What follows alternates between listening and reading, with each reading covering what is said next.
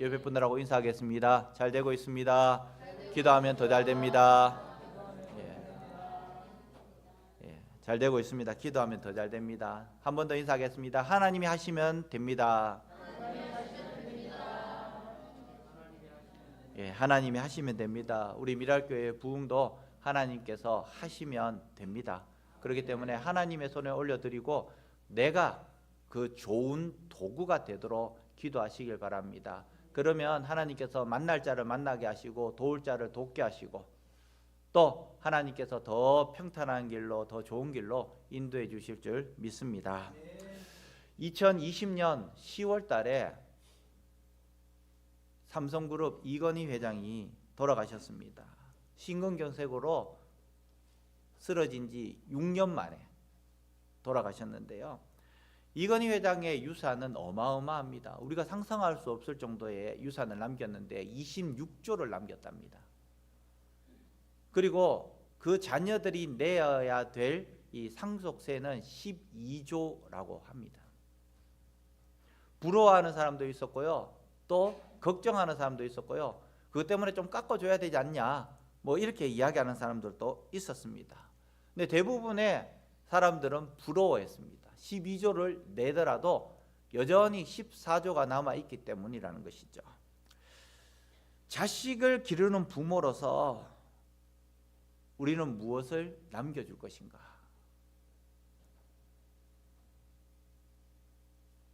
제가 아는 한 교회에 이 젊은 집사님 가정들이 있었습니다. 한 가정은 부부가 삼성전자에 다녔어요. 그리고 남편이 조금 뛰어났는지 또 만도로 이렇게 옮기고 막 돈을 더 주는 대로 계속해서 옮기고 지금은 미국에 가 있더라고요. 자, 이 부부는 딸이 둘인데 그의 소망은 내 딸들에게 집은 한 채씩 넣어줘야 되지 않을까 이런 생각을 합니다. 광진구 광장동에 있는데요. 아파트가 한 채가 그냥 17억 뭐 20억 합니다. 그 딸들에게 그런 집을 놔줘야 됐다 그런 생각을 하고 아침부터 저녁까지 너무 열심히 일을 하더라고요. 또 한 집은 이 같은 이 구역에 있는 분인데 그분은 내가 남겨줄 것은 없고 그래도 학원은 잘 보내야 되겠다. 그래서 어떻게 하느냐? 공부가 남는 일이라고 해서 학원을 뺑뺑이 돌립니다. 학원을 3시 반에 마치면 이 학원 저 학원 또 강을 건너 바로 강 건너자마자 이 강남이라서 강남에 있는 학원 한 3개 4개를 다니면 11시 정도에 집에 들어왔어요. 그런데 학원 하나가 50만 원, 70만 원이에요. 학원 하나가. 그래도 남겨줄 것은 지식이다. 그래서 그렇게 뺑뺑이 돌리는 우리 부모도 있었습니다. 또 한 부모는 어떠냐? 다른 것도 다 중요한데 가장 중요한 것은 주일 성수다. 그래도 이 아이는 할아버지 할머니가 장로님 권사님이라서 그런지 몰라도 아버지 어머니도 그렇게 훈련을 잘 받았고 이 자녀들도 주일 성수가 최우선이다 그런 생각을 하면서 가정예배도 드리고 주일날 있는 모든 이 프로그램 다 참석했습니다. 지금 10여 년이 지나서 지금 아이들이 대학생 그리고 직장에 다니고 있는데 앞으로 10년 20년이 지나서 어떻게 변할지는 모르겠습니다. 근데 부모들의 모습이 이 3가지 가운데 하나이지 않을까 한번 생각해 봅니다. 물질을 남겨주든지 아니면 지식을 남겨주든지 아니면 신앙을 남겨주든지 이도 저도 아니고 그냥 네 알아서 커라라고 이야기하는 사람들도 있을 것입니다. 자식이 잘 될 수 있는 일이라면 어떤 것도 주저앉지 않고 마다하지 않는 것이 부모의 모습입니다. 부모는 자녀들이 잘 되는 것에 대해서 내가 잘 되는 것보다 더 기뻐합니다. 더 즐거워하고요. 더 자랑합니다.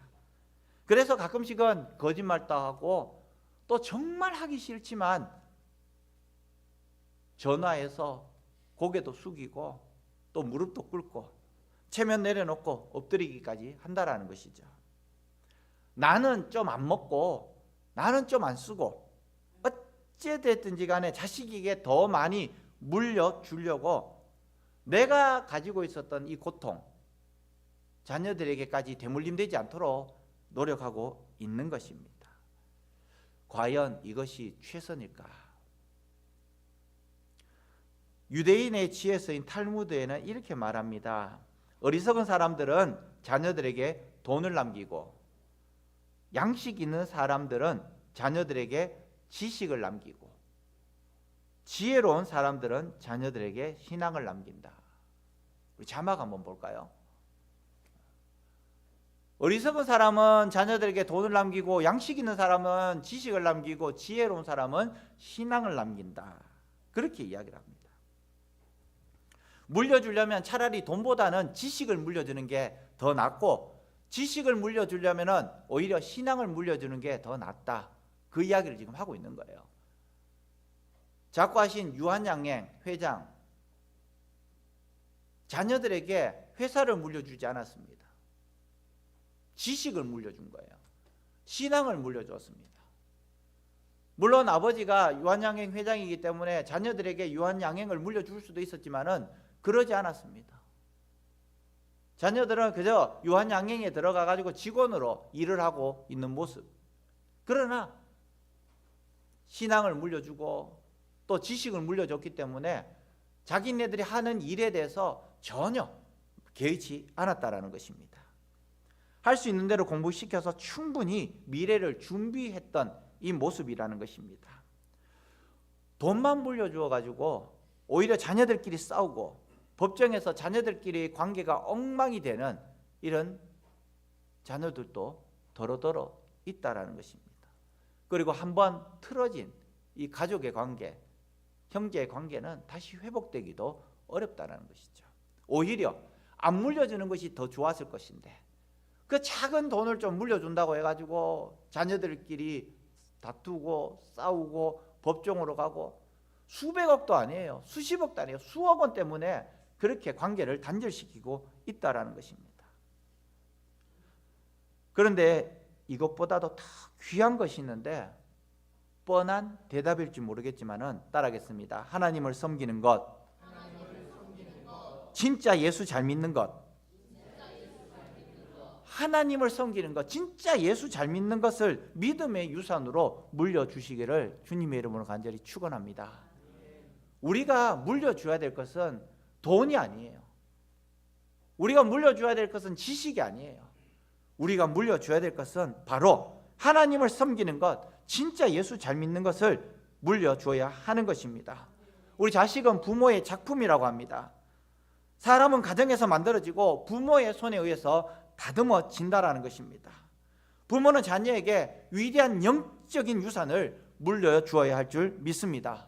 오늘 이 가정의 달, 또 어린이 주일, 우리는 이런 문제를 한번 고민해 봤으면 좋겠습니다.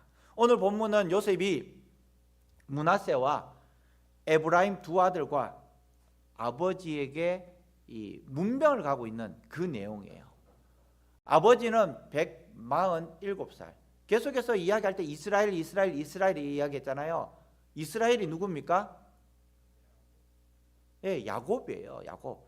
막 헷갈릴 수도 있는데 아버지 야곱에게 요셉이 그의 아들 둘 므낫세와 에브라임을 데리고 가서 인사시키는 장면이에요. 이 인사시키는 장면인데 첫째 아들에게 오른손으로 둘째 아들에게 왼손으로 이렇게 축복 기도해 줘야 되는데 오늘은 어떻게 합니까? 어긋해서 둘째 아들에게 오른손으로 첫째 아들에게 왼손으로, 즉 다른 말로 축복을 에브라임에게 해주고 있는 그 모습을 보고 있는 것이에요. 쉽게 말씀드리자면 147살쯤 되었을 때 이제 야곱의 기력이 쇠했습니다. 이제 곧 하나님께로 가는 시간도 얼마 남지 않았습니다. 그때에 이 아들 요셉이 그의 아들, 손자 아들을 데리고 그의 아버지에게 가서 축복 기도를 했다라는 것입니다. 우리 요셉을 한번 보시기 바랍니다. 요셉은 어떤 사람입니까? 요셉은 어떤 사람이에요? 요셉은 어릴 적에 그의 형의 축복을 가로챘습니다. 그리고는 죽기 싫어서 도망갔습니다. 그 다음에는 어떻게 했습니까? 베델에 가서 하나님을 만나고 외삼촌 라반의 집으로 도망갔는 거예요. 자, 창세기 48장 15절 16절 말씀 한번 쉬운 성경으로 읽어보겠습니다. 어떤 축복을 했는가? 시작. 그리고 나서 그는 요셉에게 복을 빌어주며 이렇게 말했습니다. 내 조상 아브라함과 이삭이 섬겼던 우리 하나님, 지금까지 내 평생토록 내 목자가 되어주신 하나님, 모든 어려움에서 나를 구해주신 하나님, 이제 기도드리오니 이 아이들에게 복을 주십시오. 제 이름이 이 아이들을 통해 알려지게 해 주십시오. 제 조상 아브라함과 이삭의 이름이 이 아이들을 통해 알려지게 해 주십시오. 이 아이들이 이 땅 위에서 수많은 자손을 가지게 해 주십시오. 아멘. 쉽게 말해서 야곱은 자녀들에게 말하고 싶었던 것은 땅에 있는 권력이나 물질이 아니라 바로 하나님을 전해주고 싶었던 것입니다. 그 하나님이 이론상의 하나님이 아니라 누구의 하나님? 나의 하나님, 나의 할아버지, 나의 아버지 하나님, 그리고 내가 경험했던 그 하나님을 내 아들, 내 손주들에게도 계속해서 전해주고 싶었다는 것입니다. 야곱이 자신이 이론적으로 알았던 하나님이 아니라 한평생 살면서 만나고 경험했고 체험했던 그 하나님, 절망의 자리에서 야곱을 세우고 축복하셨던 그 하나님의 복을 빌어주고 있습니다. 이것을 자막으로 만들었는데 오늘 처음이라서 굉장히 어색한 거예요. 다음 자막.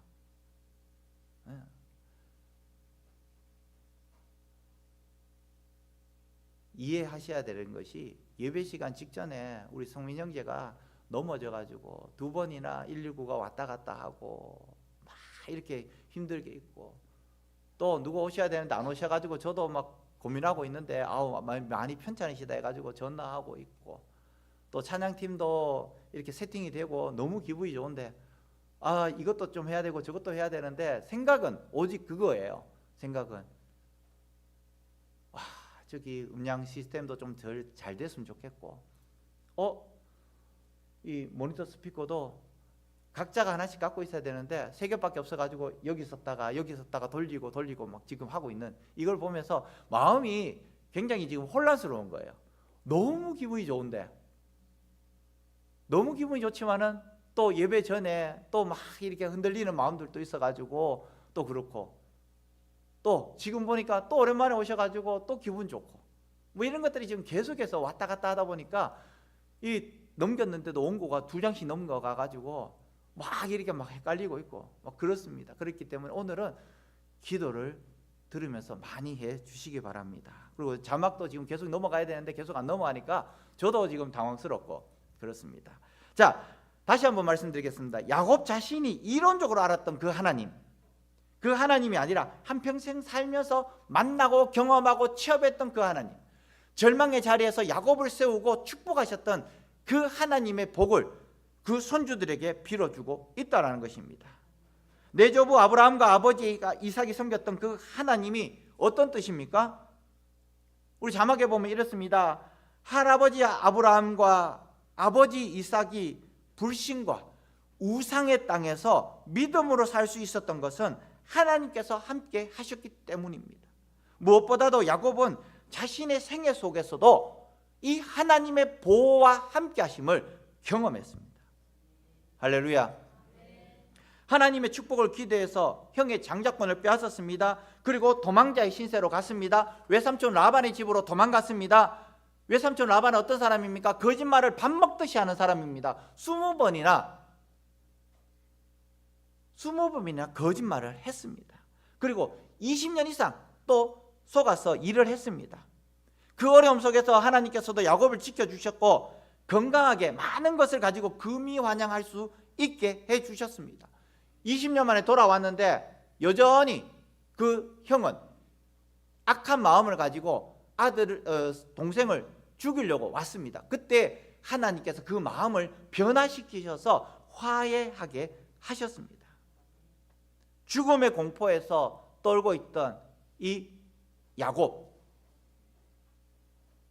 그렇지만 하나님께서 그 마음을 변화시켜 주시고 또 다시 하나님을 만나게 해 주셨던 것입니다. 오랫동안 막고 있었고 꼬이고 있었고 묶여 있었던 것들, 약복강가에서 기도함을 통해서 다 풀어 없어졌던 것이죠. 이 야곱이 그런 경험에 하나님을 손주들에게도 들려주고 싶었던 것입니다. 믿음의 유산은 이론이 아닙니다. 카더라 신앙이 아니에요. 내가 경험했는 이상을 자녀들에게 물려줄 수가 없습니다. 내가 경험하고 내가 만나고 또 내가 본 것을 우리 자녀들에게 물려줄 수 있다라는 것입니다. 따라하겠습니다. 신앙은 이론이 아니다. 신앙은 이론이 아니에요. 특별히 자녀들은 나의 신앙의 생활을 보고 내 말을 보고 자라는 것이 아니라 내 신앙의 생활을 보고 그대로 자랍니다. 내 자녀가 왜 저럴까? 이유가 없어요. 내가 그렇게 했었기 때문이에요. 내가 그렇게 알게 모르게 우리 자녀들에게도 은근히 그 뉘앙스를 풍겼던 거예요. 시험 칠 때 보시기 바랍니다. 우리 자녀들 9시에 수업이 있습니다. 학원에서. 그러면 학원을 보냅니다. 11시에 예배가 있습니다. 11시에 수업이 있다고 학원을 보냅니다. 우리 자녀들에게 무엇을 심어줍니까? 지식을 심어주는 거예요? 아니에요. 우리 자녀들에게 하나님보다 더 중요한 것이 있다라는 것을 가르쳐주고 있는 거예요. 그저 학원 1시간 보내는 것이 아니라 하나님보다 더 무섭고 더 중요한 것이 있다라는 것을 우리 자녀들에게 심어주고 있는 거예요. 그 아이가 장성했습니다. 하나님과 세상의 문제 가운데서 이 자녀는 세상의 문제가 더 크게 보일 수밖에 없다는 것입니다.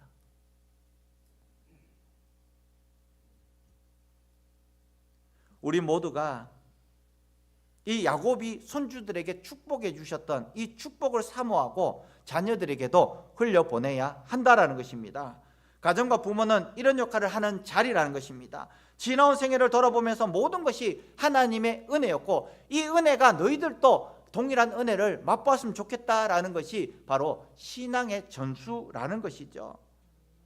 하나님은 복을 그들에게 주려는 것이 바로 이겁니다. 바로 권세도 영원한 것이 아니라 명예도 영원한 것이 아니고 물질도 오래가지 않는데 하나님의 은혜는 영원토록 있다라는 것을 우리를 통해서 자녀들에게 전수해 나가야 한다라는 것이죠. 많은 유명했던 굴지의 기업들이 있습니다. 그러나 사라진 것이 한둘이 아닙니다. 하나님의 복은 사라질까요? 그렇지 않을까요? 그러지 않습니다. 내가 경험하고 누린 하나님의 신앙을 물려주면 그 신앙을 받는 자도 바로 위대한 삶을 살게 될 줄 믿습니다. 신앙을 물려주시길 바랍니다. 모델이고 선생이었던 이 엘리야의 하나님이 엘리사에게 임했을 때에 엘리야보다도 더 큰 위대한 삶을 살 수 있었던 것입니다. 내 신앙이 내 자녀들에게 전수되었을 때에 내 자녀는 나보다도 더 위대한 신앙생활을 할 수 있다는 것을 믿을 수 있기를 바랍니다. 엘리야가 위대한 일을 행할 수 있었던 것은 바로 엘리사의 하나님께서 그와 함께 하셨기 때문인 것입니다. 우리가 자녀들에게 정말 물려줘야 할 것은 무엇일까요? 돈입니까? 땅입니까? 권력입니까? 아닙니다. 물론 물려줄 수 있으면 더 좋겠죠. 제가 오늘 그림을 하나 보았습니다. 어제 설교 준비하면서 저녁에 그림을 봤는데요. 이런 이야기가 있었습니다. 선생님께서 말씀하신 출발점은 똑같다라는 그런 이야기가 있습니다. 출발점은 똑같아요. 그런데 그 출발점이 100m 달리기 하듯이 똑같은데, 그런데 어떤 그림이냐면은 어떤 사람은 벤치 위에서 출발을 하고 있는 거예요. 또 어떤 사람은 손수레를 끌면서 목에다가 손수레를 메고 뒤에는 부모님을 태우고 그렇게 해서 출발점에 출발하고 있는 모습이었다는 것입니다. 출발점이 똑같지만은 그러나 다를 수도 있다라는 것을 우리는 알고는 있습니다. 그런데 따라하겠습니다. 신앙의 출발점은 똑같다.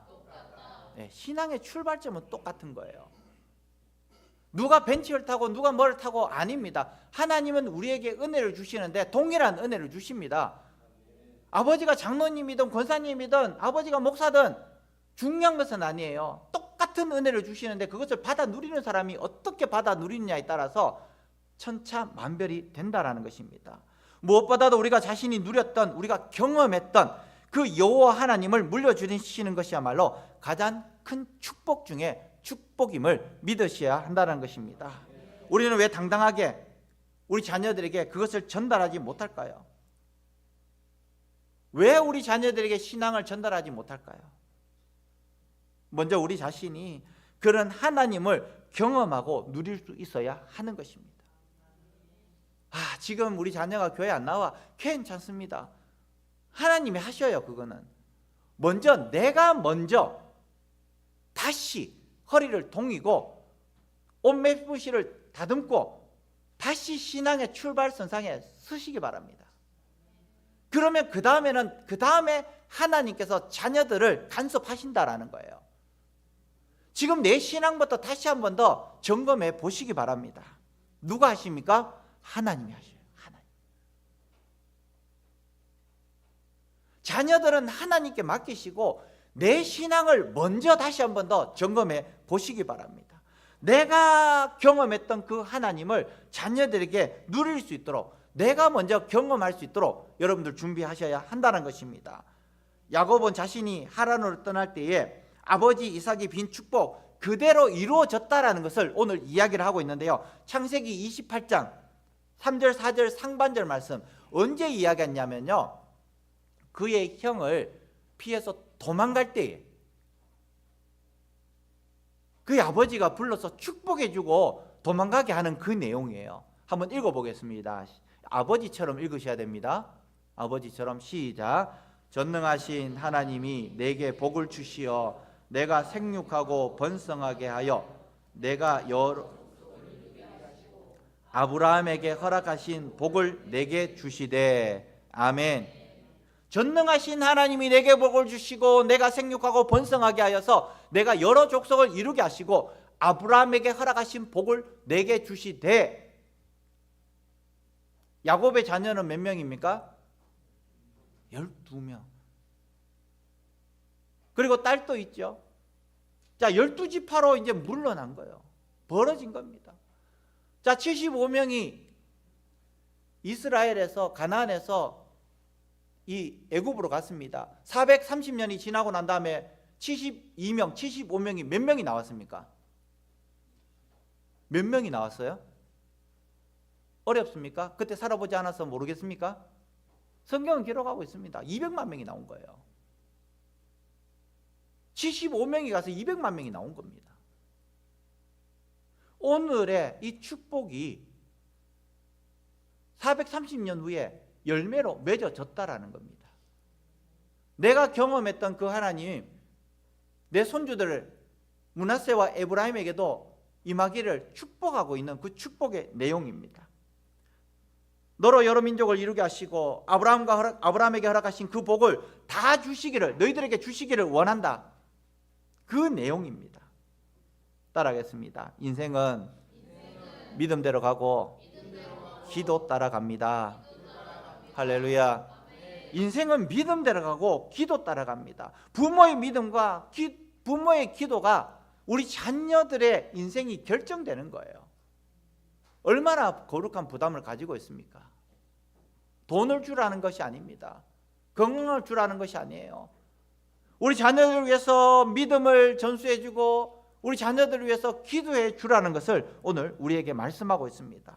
얼핏 보면 우리가 가지고 있는 스펙 자원이 우리 자녀들을 이끌어가는 것처럼 보이지만 그렇지 않습니다. 바로 그 뒤에 누가 그의 손을 잡고 지원하고 이끌어 주시는가에 따라서 우리 자녀가 다르게 변화된다는 것을 믿으셔야 한다는 것입니다. 따라하겠습니다. 하나님이 최고의 축복이다. 하나님이 최고의 축복임을 믿으시기 바랍니다. 우리는 이것을 입으로만 고백하는 것이 아니라 우리의 삶 속에서 삶으로 고백해 나가야 한다는 것입니다. 유대인이 어떻게 교육을 시키기에 자녀들이 부모의 이야기를 그렇게 잘 들을까요? 우리 부모님들, 지금 현재 부모님들 우리 자녀를 부르면 잘 순종합니까? 누구야 여기 와봐 이러면 정말 말 듣지 않습니다. 자녀들 달래보고 또 눈으로 째려보고 해도 자녀들 말 안 듣습니다. 헛수고입니다. 엄마들은 이야기합니다. 아이들이 무섭다고. 중2병, 고3병. 중2가 벼슬이고 고3이 벼슬입니까? 이 모든 것이 사회가 그렇게 만들었고 부모가 그렇게 만들었던 것입니다. 그러나 유대인들은 어떻습니까? 유대인들은 아버지가 부르면 모든 것을 내려놓고 즉시 순종하고 달려옵니다. 대부분의 유대인들이 그렇다는 것입니다. 해답은 교육에 있습니다. 유대인들의 자녀들은 13세 이전에 신앙의 교육이 끝나버립니다. 그리고 13세 이후에는 자유롭게 합니다. 그런데 13세 이전에 무엇을 하느냐? 축복의 통로가 하나님으로부터 아버지로부터 나에게 내려온다는 것을 계속해서 교육을 시킵니다. 식사의 자리에서 교육시키고 또 절기를 지키면서 교육시키고 그 하나님의 축복이 아버지를 통해서 자녀에게 내려간다고 계속해서 이야기를 하고 있는 것이죠. 그렇기 때문에 하나님은 보이지 않지만 그 머리시고 아버지는 가정에 보이는 머리시고 제사장이라고 계속해서 가르쳐요. 내 축복의 통로가 아버지인데 아버지가 나를 부르는데 내가 안 갈 수 있겠습니까? 가야 되는 겁니다. 가야 되는 겁니다. 유대인들은 자녀가 태어날 때부터 신앙의 교육을 시키고 13세가 되면 손을 딱 뗍니다. 세계적인 영화 감독 스티브 스필버그라는 영화 감독이 있습니다. 이 영화 감독의 특징이 어떤 특징이냐? 밤에는 손님을 만나지 않는다는 특징입니다. 저녁에 집에 와서 아이들을 가르치고 식탁에서 축복하고 교제했다라는 것입니다. 너무나 중요한 사업상의 파트너를 꼭 만나야 될 때는 어떻게 했느냐? 집에 초대를 해서 함께 식사하면서 이야기를 나눴다라는 것입니다. 우리는 어떻습니까? 일주일에 한 번? 한 달에 한 번? 아니면은 지나가다가 한 번씩 야 교회 잘 다녀야지 이것으로 끝나는 신앙의 교육의 모습이 아닙니까? 예배를 통해서 가정 예배를 통해서 그 축복의 통로가 하나님과 아버지를 통해서 나에게 오고 그 권위에 순종하는 것을 배운다라는 것입니다. 이 권위가 흘러가는 것을 보면서 자연스럽게 부모에게 절대적인 순종을 배운다라는 거예요. 자녀들에게 정말 주고 싶은 것이 무엇입니까? 내 안에 없으면 주지 못합니다. 흉내 낸다고 되는 것이 아닙니다. 신앙이 있어야지, 믿음이 있어야 우리 자녀들에게 주죠. 우리는 뭔가를 하면서 흉내 내려고 합니다. 아닙니다. 오늘부터 다시 신앙의 모습을 다잡을 수 있기를 바랍니다. 다음 때로 넘어가는 그 분수령이 나로부터 시작된다는 것을 아시기 바랍니다. 내 자녀들의 신앙은 나로부터 시작이 되는 거예요. 그렇기 때문에 내가 바로 서야 한다는 것입니다. 불신결혼이 문제인 이유가 여러 가지 있겠지만 여기가 바로 치명적인 것입니다. 믿지 않는 사람과 믿는 사람의 가치가 다르다는 것입니다. 세상의 가치와 성경적인 가치는 일치점이 없다라는 것입니다. 우리는 내가 평생 믿고 섬기고 여호와의 신앙을 나에게 맡겨주신 그 자녀들에게 물려주는 그 신앙, 자막 한번 보여주세요. 읽어보겠습니다. 시작. 우리는 내가 평생 믿고 섬기던 여호와의 신앙을 나에게 맡기신 자녀들에게 물려주고 넘겨줄 수 있어야 합니다. 아멘. 자, 내가 가지고 있었던 그 평생의 신앙을 우리 자녀들에게 물려줘야 되는데 그 자녀가 하나님께서 나에게 맡겨주셨다라는 것이고 나는 청지기라는 거예요. 청지기의 직분을 나는 잘 감당해야 된다는 것입니다. 야곱과 요셉도 그렇게 한 것이 바로 에브라임과 므낫세에게 그렇게 전해 주었다는 것입니다. 우리 사랑하는 성도 여러분, 뭐가 그렇게 중요한지 모를 때가 많습니다. 이 예화를 하나 들고 마치겠습니다. 젊은 부부가 지난번에 한번 예화를 드렸습니다. 아기를 유모차에 태우고 백화점에 갔습니다. 쇼핑을 하고 난 다음에 나왔어요. 그런데 남편이 다른 유모차를 가지고 온 거예요. 그러면서 부인이 묻습니다. 아기, 그러니까 입을 막습니다. 그리고는 부인을 데리고 구석으로 갑니다. 이 유모차가 우리 거보다 더 좋아.